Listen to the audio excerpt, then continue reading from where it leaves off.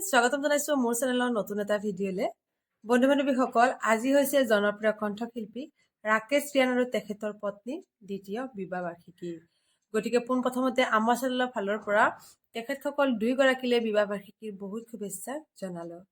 আৰু কিদৰে চেলিব্ৰেট কৰিলে তাৰে কিছু মুহূৰ্ত আপোনালোকৰ মাজলৈ লৈ আহিছো। আশা কৰোঁ ভাল পাব।